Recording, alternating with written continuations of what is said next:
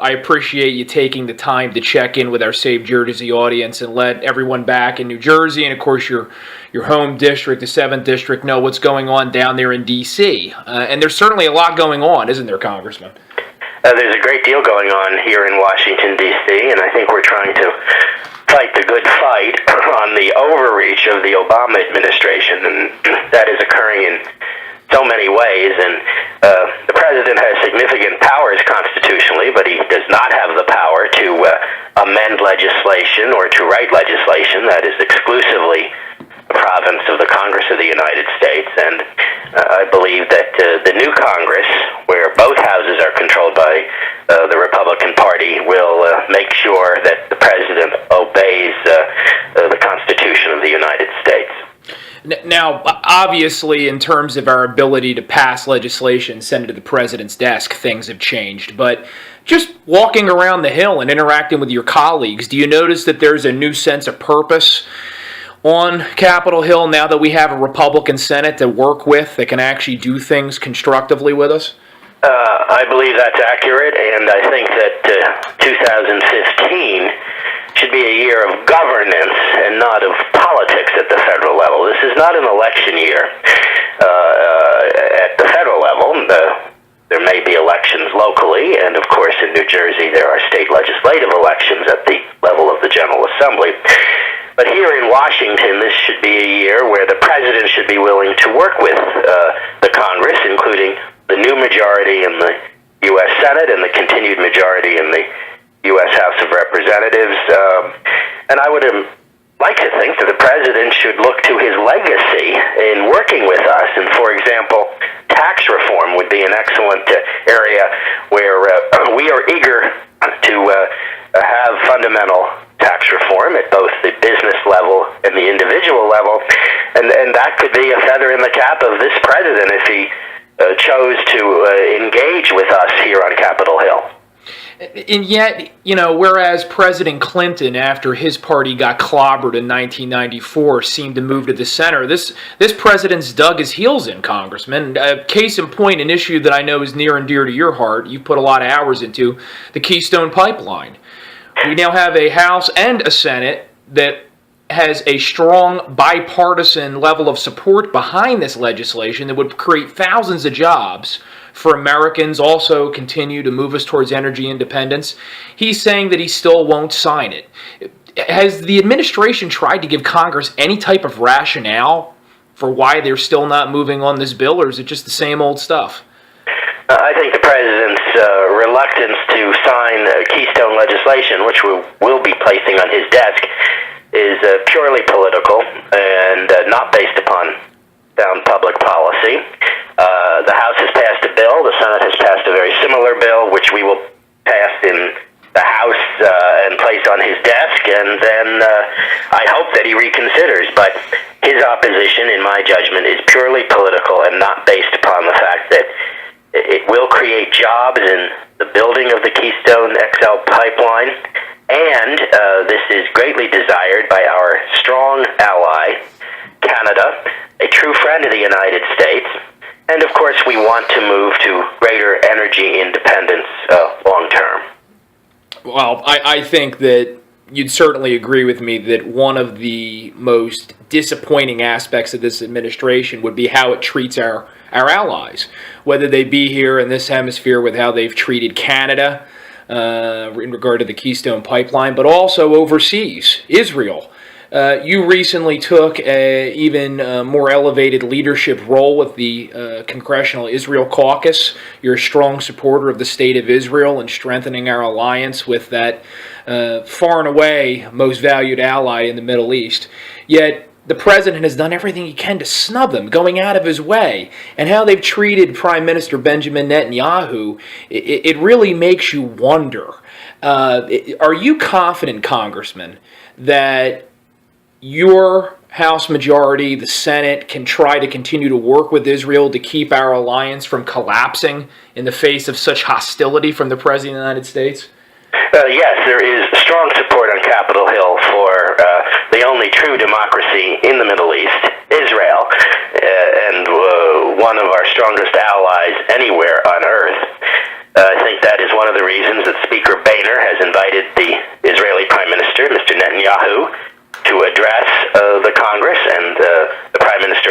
accepted the invitation. I'm sorry that the president will not be meeting with the prime minister when the prime minister is here. But from my perspective on Capitol Hill, there is strong support for Israel, not only in the Republican caucus, but in the Democratic caucus. This is not a partisan matter here on Capitol Hill, and I'm honored to be one of the 4 co-chairs of the Israeli Republican caucus in the House, and there's a similar group of Democrats. I think that the challenge is with the executive branch, the administration, and I wish the administration were stronger in its support of Israel. I also wish that the administration were stronger regarding Iran, and I think it's probable that Congress will enact further sanctions against Iran. The administration wants us to wait. It's negotiating with Iran, but every day where there is not a strong agreement saying that Iran cannot develop nuclear weapons is a day closer to an existential event in the Middle East, which would be Iran's having nuclear weapons. And there's another issue. I know you've referenced a couple times, Congressman, how many of these foreign policy issues that you've been fighting for and members of your caucus have been fighting for have bipartisan support. I mean, when guys like you and I are on the same side as Senator Bob Menendez of New Jersey, that's got to tell you something. That tells you that there's a significant problem out there in the world that needs to be confronted. Yet the president continues to stick his head in the sand. Regarding Israel, though, specifically, because this is one issue I've seen come up with our readers. Even though I think our readership at Save Jersey is pretty solidly pro-Israel, I've seen a few people buy into the whole argument that somehow the House is breaching protocol by having Benjamin Netanyahu come and address Congress without interaction with the executive branch. Could you maybe address that and just explain why Congress is actually doing a great thing here? They're not at all circumventing the executive branch. They're actually performing a valuable service. We are a separate and distinct branch of government. We are the only branch of government that can appropriate funds, and we want to hear from our strong ally, Israel, through the Prime Minister of that great country. And by analogy, let me say that Speaker Boehner has just announced that His Holiness Pope Francis will be addressing Congress when His Holiness is in the United States, and I think that's in September.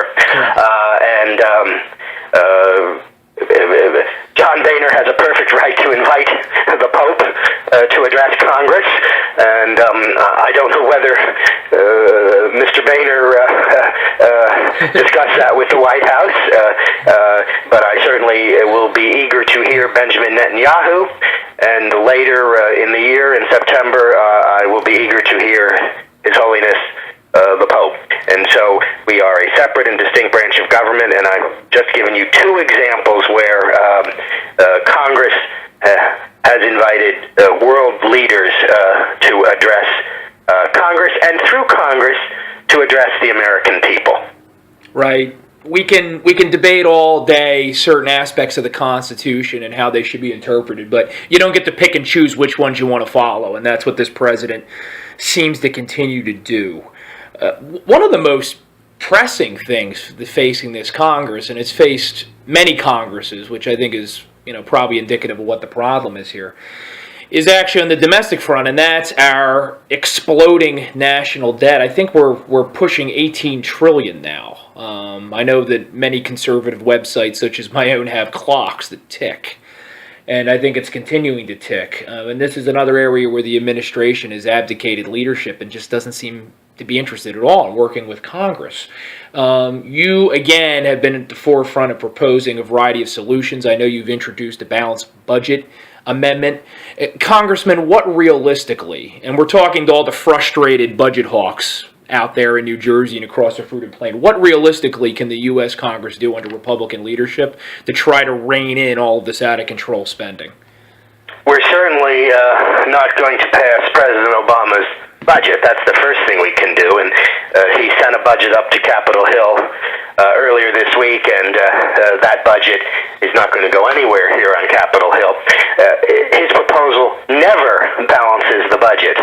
Not this year, not 3 years from now, not 5 years from now, not 10 years from now. And I'm working with Paul Ryan, the new chairman of the Ways and Means Committee, as many colleagues are, to make sure that we move forward in a fiscally responsible way. I'm not suggesting that we can balance the budget this year, but we should continue the glide path with less deficit spending every year, reaching a balanced budget, and that is the so-called Paul Ryan budget. And the president, on the other hand, has put out, in effect, a political statement in his budget document. And you are correct that the debt in this country is $18 trillion. It is a sword of Damocles that hangs over the next generation, and the promise of America has always been that the next generation will do a little better than the generation before it, and that is now in question, and in a significant part, it is in question because of the huge debt that the United States has, and I am committed with others to a glide path back to a balanced budget. And incidentally, regarding bipartisanship, the last time there was a balanced budget, there was a Democratic president, Bill Clinton, and a Republican-controlled House of Representatives led by Newt Gingrich and then Dennis Hastert. We can work together. History has proven that for a balanced budget. That was roughly 15 years ago. There's nothing that says we can't do it again, but we need a willing and able partner in the White House. It took Barack Obama for us to miss Bill Clinton. I'm still amazed by that. I think that President Obama is more liberal than Bill Clinton. I, of course, supported President George Herbert Walker Bush and then Senator Bob Dole in those races against Bill Clinton. But I do think that Barack Obama is to the left of Bill Clinton. We can't get our debt situation and our budget situation under control in the long term without doing a couple things. I think you did a very great job of outlining some of the things we can do in the near term if we had a president that we could work with. But eventually we're going to have to tackle entitlements. And we're also going to have to do something about Obamacare, which I know the House GOP is doing the best they can to act on that. You recently passed H.R. 596, repealing the president's health care law and directing 3 particular House committees to move forward towards creating, I believe the language is patient-centered legislation. I think you'd agree with me, Congressman, that even though Obamacare remains wildly unpopular, part of the reason it gained traction at all to begin with, even though there was a lot of misinformation out there, is the American people do have some problems with the way healthcare was before President Obama.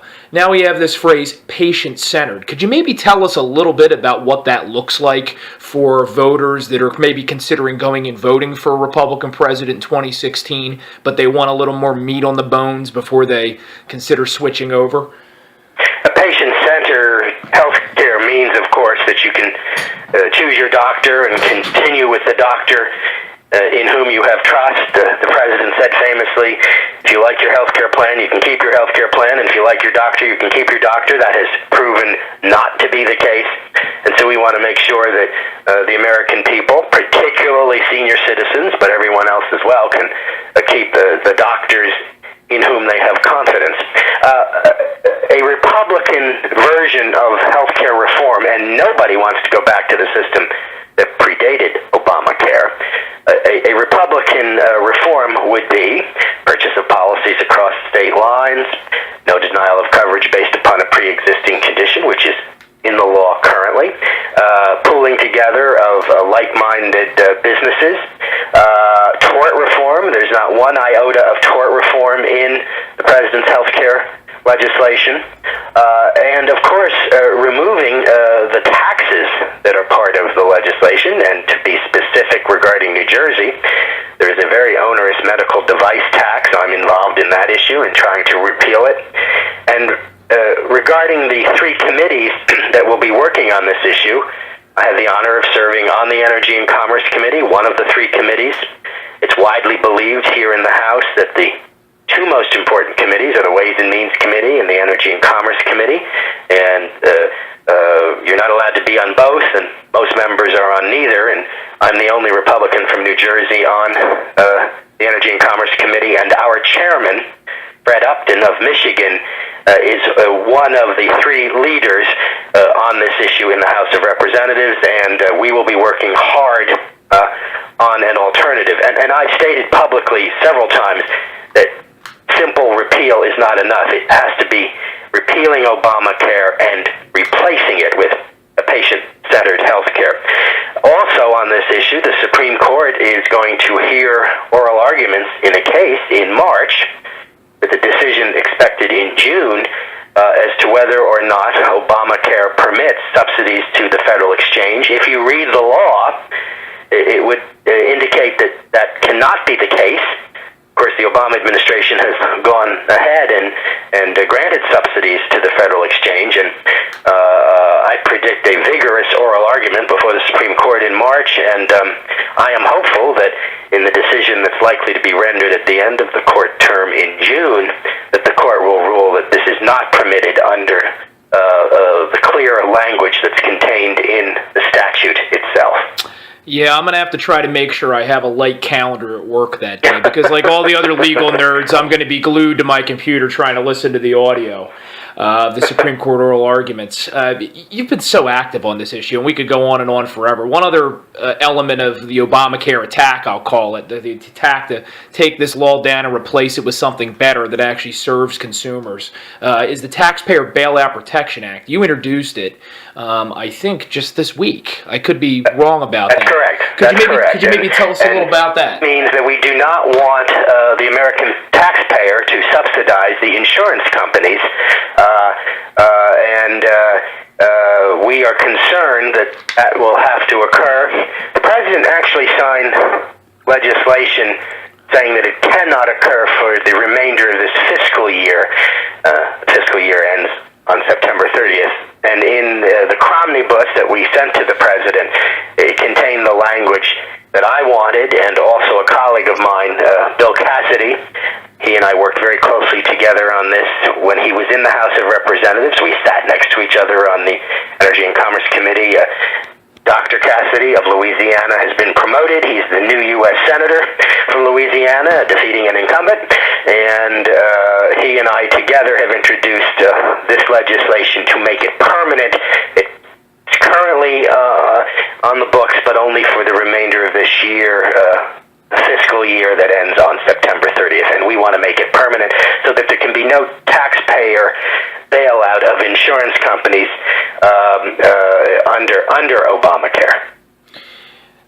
You're so active in Washington, D.C. right now, and we really appreciate all of the good and diligent work you're doing. I don't know how you fit it all into your schedule. I mean, you have your name in so many different bills attacking so many elements of what this administration has tried to do to circumvent the law or to take our hard-earned tax dollars. So you definitely have our thanks, Congressman. I'd be remiss if I didn't ask you, before we let you go, a couple New Jersey political questions, though, since we remain at the center of the political universe, sometimes for good, sometimes for ill, but we're always making news.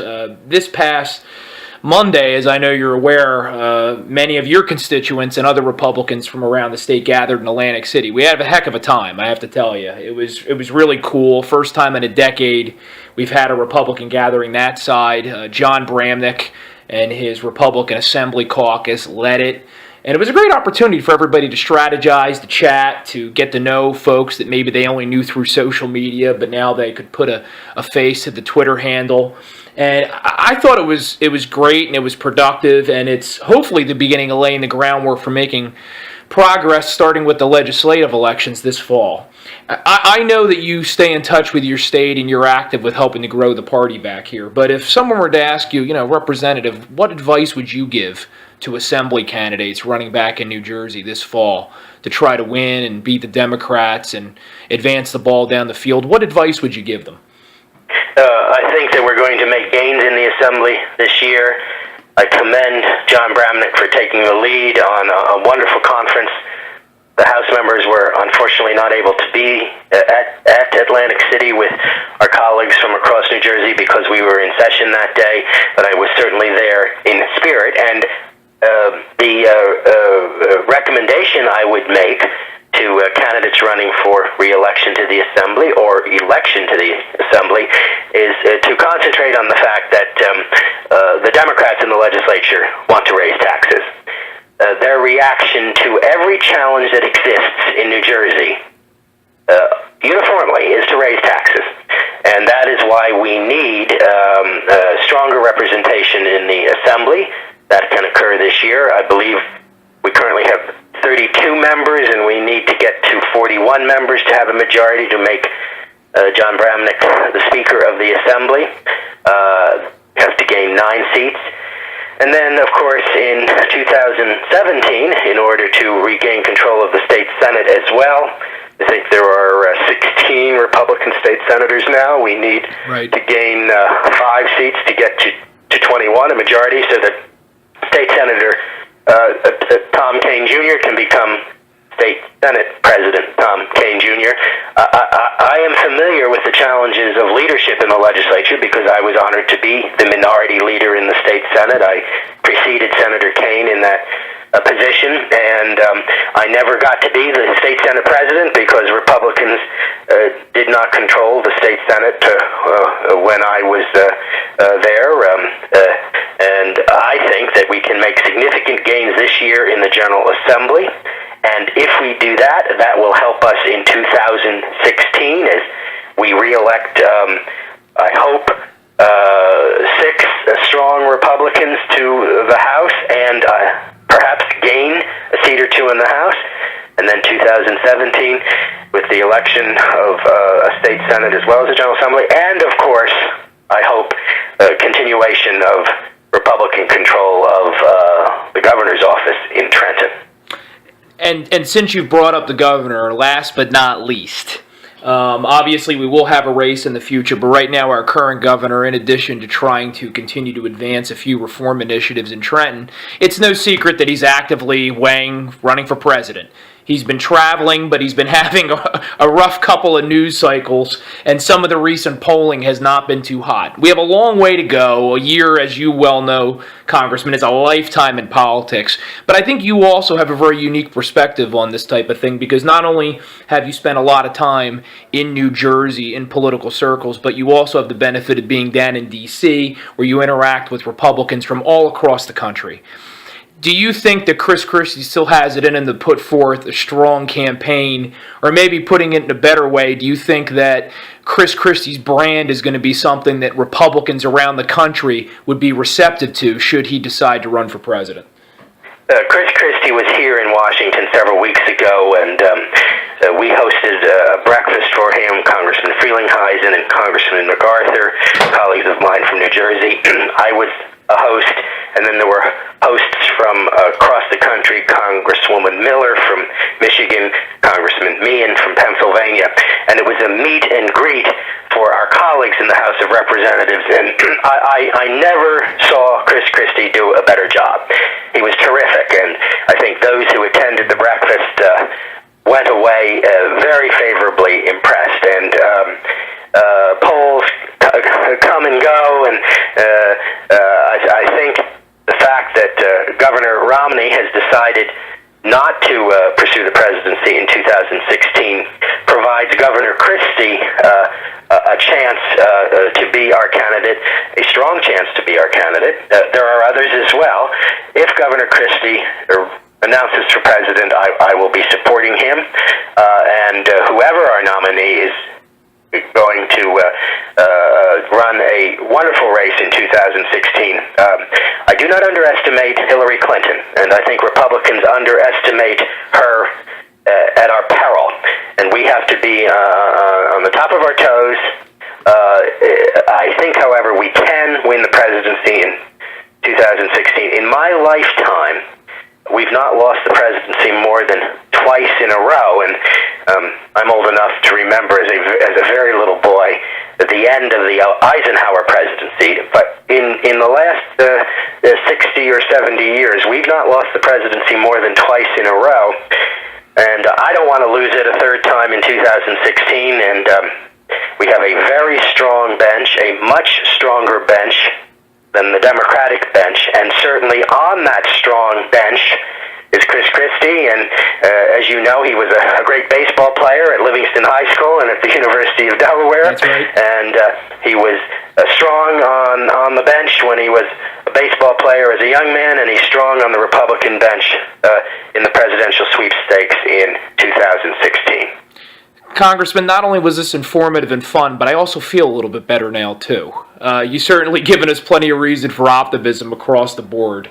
Congressman Leonard Lance, New Jersey's 7th Congressional District, thank you again, sir, for all the work you're doing on our behalf down there. And I also have to throw in there that I appreciate all the effort you and your office does to keep us informed back here in New Jersey as to what you're doing. I think your efforts in that respect are unparalleled. So, thank you, Matt. It's a pleasure to speak with you, and I hope that 2015 is a year of governance here in Washington, and of course, I look forward to 2016 as we re-elect Republican members of the House in New Jersey, and I hope elect a Republican president of the United States. Oh, from your mouth to God's ear. Thank you, Congressman. Please keep us in the loop. Thank you very much. Bye-bye.